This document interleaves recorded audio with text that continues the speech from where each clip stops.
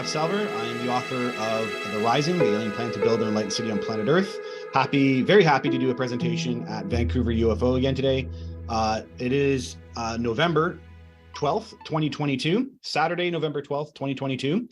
And today's presentation is We Are Not the Body. So the agenda, the outline for my presentation today, I'm really excited to, delve into the research that supports that the human is not just the body, but, a long living consciousness. I'll be doing a reading from the Mystic Book. I'll be explaining what the Mystic Book is at that period of the presentation. There'll be an analysis of what was said in the Mystic Book. And then there'll be some exercises that we could try on, experiencing ourselves as separate from the body. There'll be an open floor. Hopefully people are not shy. We'll also turn off recording if that makes people feel comfortable so they can tell us their stories about how they experience themselves not part of the body. And then just a general and open Q&A afterwards. So my presentation today is largely about consciousness and where it originates from. So it's interesting to know that presently science still can't explain consciousness. The mechanical functions of the brain are all well mapped out, but the why element, the motivation piece, is still very much a mystery.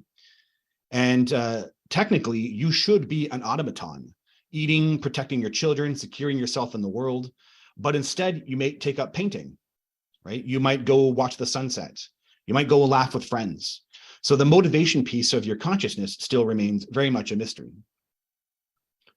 And so there's actually a label for this. It's called the hard problem of consciousness, where the phenomenal experience, the composite of why you feel and experience and move through the day, reflecting, and you might have a daydream, and you might get lost in thought, and then you might get very focused and motivated. Then you might want to call your partner and have a quick connection about love. All those don't make sense. Again, the motivation piece is very confusing. And so there are some very basic elements about our everyday existence that is a mystery to consciousness and those who study consciousness. So altruism. Why would you stop in the middle of the street to help a stranger? Technically, they're your competition. So you shouldn't want to, help a stranger. But naturally, humans actually have a propensity to, in fact, the more sometimes humans are in a state of chaos and like a war, altruism actually increases. And that is actually a bit of a mystery. The flow. So there's the psychological term called the flow, and it's in which your conscious mind is kind of subdued by a focus, and then your subconscious processes other information, and it might process, problem solving. Why that happens is completely a mystery. It doesn't really make sense as far as the brain goes. Dreaming. Now, of course, dreaming makes sense, but why would a dream solve a problem? Why would a dream give you wisdom? Those are all kind of questions of consciousness. Intuition, just flat out intuition, just the idea that you might feel like a decision is good and it turns out to be a really good decision, or you might feel someone writing a text about you that you haven't thought of in days, and all of a sudden you're thinking about them and the text shows up right away. So small ideas like that don't make sense in consciousness. And then lastly, where do thoughts even come from? So it's not like they can see the thought being created in a brain, and they can look at it, but it's not like they can get an AI or a robot to map out those neurons, and then now it thinks that thought.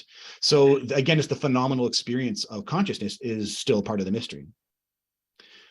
So Dr. Thomas Verney, a psychiatrist with an interest in cellular memory and cellular intelligence, having read more than 5,000 papers on diverse research in physiology, neuroscience, genetics, and quantum physics, illustrates the mounting evidence that somatic cells, not just neural cells, so not just the cells in your brain, but also cells in the body, store memory, including genetic coding, and adapt to environmental changes.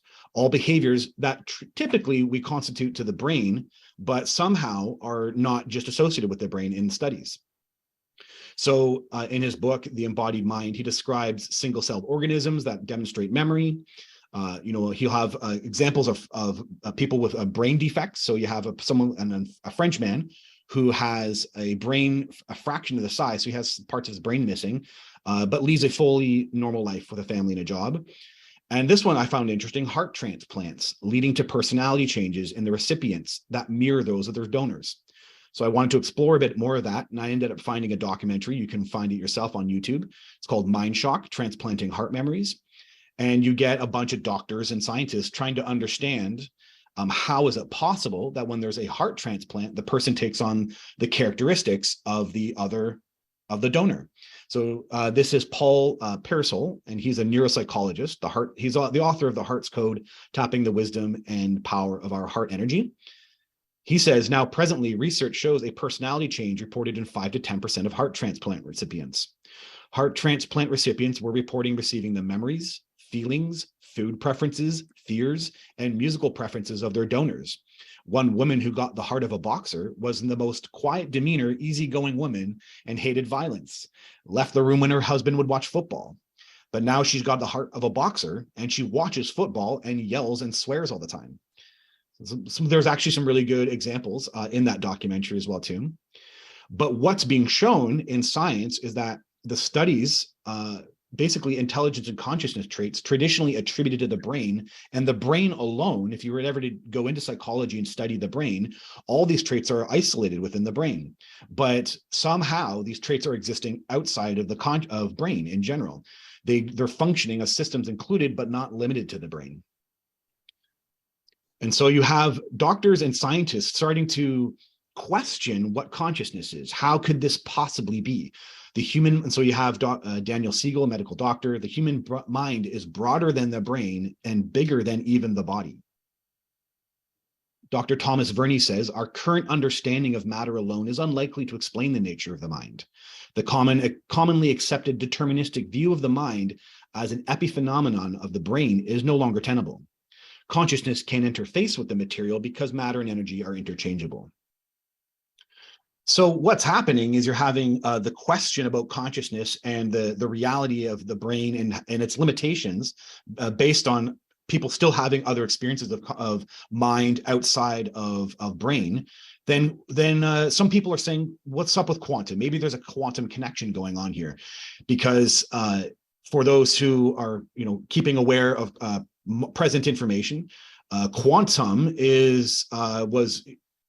was always proven. There was always the math to kind of lay it out, and all the experiments are still leaning towards it. But again, we just recently had 3 physicists win the Nobel Prize, and in their Nobel Prize, they had proved quantum entanglement real. And so this is the type of information that should be mind-altering and life-changing, and yet no one really knows what to do with this information, right? So, for example, the Scientific American had a really great article on it. The universe is not locally real, and the physics Nobel Prize winners proved it. So these are the actual Nobel Prize winners: John Clauser, Alan Aspect, and Anton Ziegler. And the only thing that's important to mention here is that this is continued reinforcement of the idea that the universe around you is a simulation and not as we perceive it to be, and also subjective by nature. So it reinforces that consciousness is a very real aspect of something, of the nature of the universe. And that's all we need to understand here, rather than going into quantum reality. But the point to know is that it is very real. Quantum is very real. So some scientists are actually trying to say now, maybe consciousness is originating somewhere quantum, and then it's interacting with the brain. So the Hameroff-Penrose hypothesis. In 1994, Stuart Hameroff from the Department of Anesthesiology and Psychology at the University of Arizona advanced what seemed at the time one of the more bizarre ideas about the human brain. Supported by Sir Roger Penrose, Hameroff suggested that quantum vibrational computations in microtubules, I'll explain this in a second, have been shown to have quantum properties, which are major components of the cell neurocytoskeleton in the brain, that these govern our consciousness. Now he's drawing his research from, so remember I mentioned the cells, that Dr. Thomas Verney specifically focused in on cells. You have this gentleman focusing on paramecium. So again, kind of cellular, micro aspects of nature reflecting something beyond the mind. And how is that possible? So Hameroff points to the single-celled paramecium as evidence. The paramecium has no central nervous system, no brain, no neurons. It swims, locates food, finds a mate, avoids danger, makes choices. It definitely seems to be processing information that we typically, use with a mind. So, and microtubules are this, it's kind of a structure within its kind of central system here. And there's evidence that there's a quantum interaction. There's what they can see as like some nano scars in this microtubule, this kind of part of this creature. But they know microtubules are also in neurons in the brain. So that's lending towards a theory, because they can see the quantum effect, the nano effect on the microtubules here. So they must be doing something, or microtubules in the brain might have some kind of quantum response. So you're getting kind of this close to trying to figure out maybe there's something outside of the brain occurring with consciousness. So Hameroff also began thinking that quantum physics might play a role in consciousness in the mind. There are two leading theories going on here. They're both slightly different in nature. Kaufman hypothesis, but both of them are saying at the micro level, something quantum looks like it's going on, and we can find a way to make that merge with the brain. And so there might be something quantum going on with the brain. Stuart Alan Kaufman, emeritus professor of biochemistry at the University of Pennsylvania. Kaufman thinks that the system seen in the chlorophyll molecule raises the possibility that webs of quantum coherence or partial coherence can extend across a large part of a neuron and can remain poised between coherence and decoherence. Bottom line being is that, again, they're observing micro quantum effects, and that likely can be replicated in the brain, though they haven't found, there's no way to measure the quantum side of these things, right? So these are only just theories. But what happens when the experiences of consciousness surpass our understanding of the nature of reality? It basically seems to lend to a truth that consciousness is something outside the mind. So people have been studying near-death experiences, or at least have been reporting near-death experiences for centuries. But in the 60s and 70s, there was a beginning of resuscitation medicine. So people were basically coming back from the dead. And larger amounts of people began reporting that they left their body, felt blissful, and went into some other realm. And it was psychiatrist Raymond Moody who, he coined the term near-death experiences. And in his 1975 book, Life After Life, in which he detailed the experiences of more than 100 people who survived clinical death, but were subsequently revived. And so because consciousness is looking so questionable, it's what's going on with the nature of consciousness, even to this present day, these theories are all kind of trying to, we don't understand the picture, right? So people are leaning towards life after death. Could this be explaining something to do with consciousness?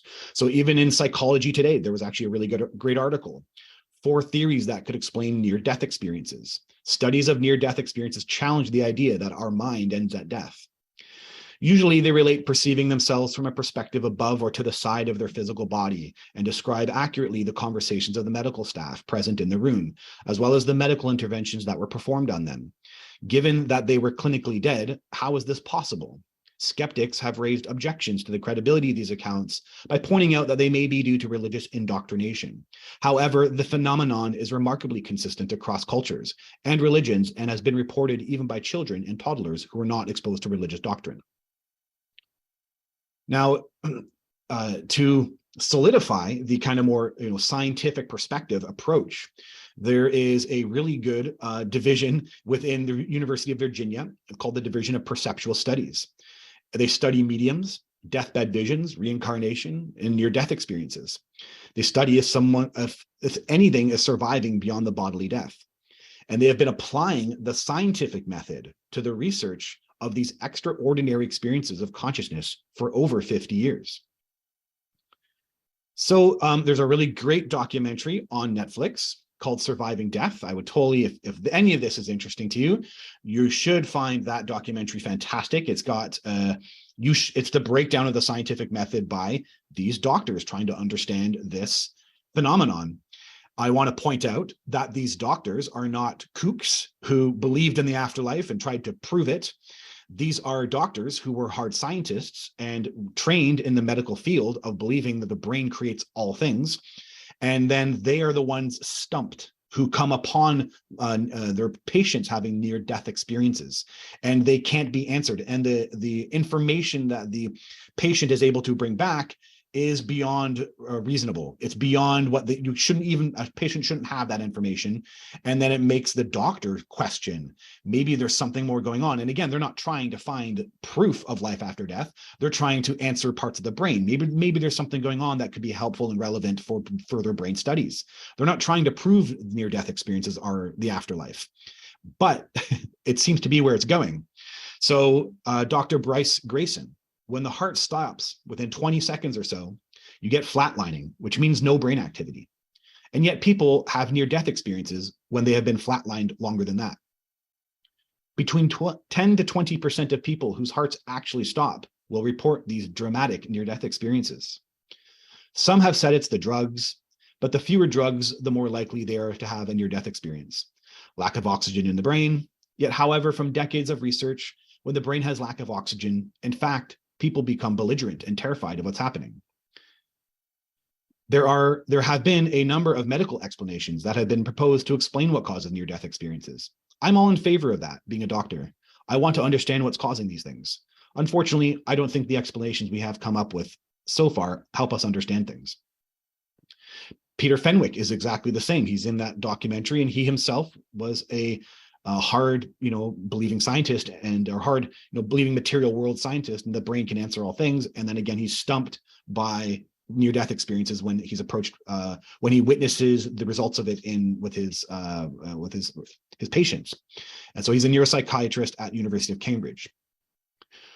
He says, I'm frequently challenged by people who say, okay, he's had a cardiac arrest. There's a little bit of brain working, which you guys have all missed. But this says they don't understand what consciousness is. You cannot maintain consciousness unless you have a highly organized brain. Believe you me, when the brain loses its oxygen, it doesn't organize itself. How can people be conscious when they are unconscious? It's an oxymoron. It's ridiculous. But that is what the data is proving more and more. That, of course, is going to have some significance about our ideas of death. I mean, is it possible there is an expansion of consciousness when we die? Again, I don't really know, this information is out there, but most people don't know it exists. There has been the largest study conducted on near-death experiences. So Sam Parnia is a British associate professor of medicine at the NYU Langone Medical Center, where he is also the director of research into cardiopulmonary resuscitation. If anyone's going to be an expert on near-death experiences, it's going to be a person who studies cardiopulmonary resuscitation. So, and he's known for his work on near-death experiences. And he conducted the largest research on what happens to the brain during brain inactivity from cardiac arrest. So he did what's called the AWARE study. So while he was at University of Southampton, Parnia was a principal investigator of the AWARE study, which was launched in 2008. This study, which concluded in 2012, included 33 investigators across 15 medical centers, UK, Austria, and USA, and tested consciousness, memories, and awareness during cardiac arrest. The accuracy of the claims of visual and auditory awareness were examined using specific tests. One such test consisted of installing shelves. So this is in the room most likely where cardiac patients might, have cardiac arrest. So I guess it's in the ER room. I don't really know, but that detail would be in the study.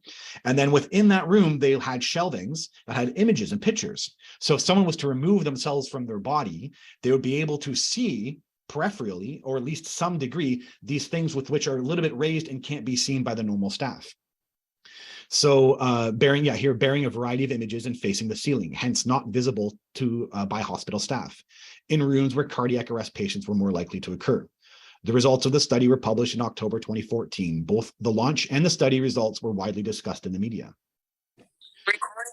And out of 2060 cardiac events, 101 of the 140 that were able to complete the questionnaire, basically 9% classified as near-death experiences. So there's a bit of detail about those people.